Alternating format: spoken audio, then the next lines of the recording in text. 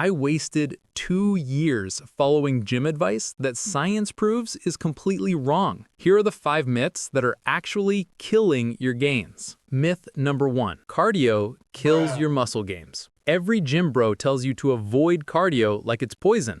Combining cardio with weight training had 0 negative impact on muscle growth, as long as you weren't doing marathon training. The real problem: people do an hour of cardio, then wonder why they can't build muscle. They're not eating enough to fuel both. The fix is simple. Do 15 to 20 minutes of low-intensity cardio after your workout and add 200 to 300 calories to your diet. Your heart gets healthier and your muscles keep growing. Myth number 2. You need to eat protein every 2 to 3 hours or you'll lose muscle. This one had me setting alarms in the middle of the night. Your body doesn't work on a 2-hour timer.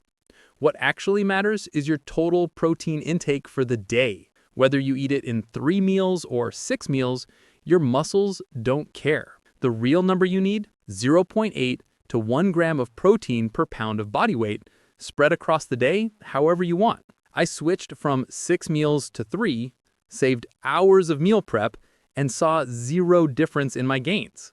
Actually, I felt less bloated and more focused.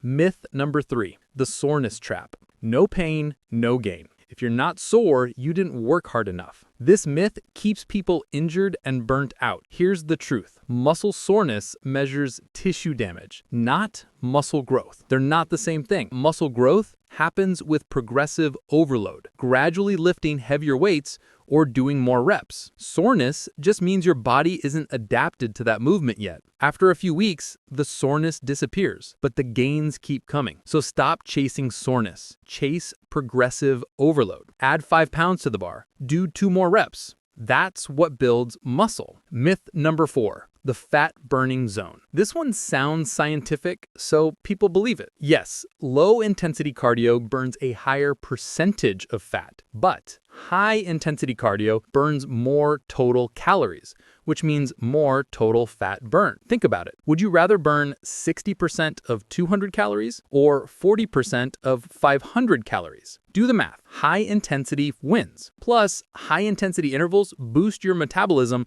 for hours after your workout. Low intensity doesn't. The best cardio for fat loss? The one you'll actually do consistently. But if you want efficiency, go high intensity. Myth number 5. The squat depth debate. When you go below parallel, you engage your glutes and hamstrings more, which takes pressure off your knees. The people hurting their knees, they're either using too much weight with bad form or they have pre-existing issues. If you have healthy knees and good form, deep squats are actually safer and build more muscle. Just check your ego at the door and use proper weight. These 5 myths cost me years of progress.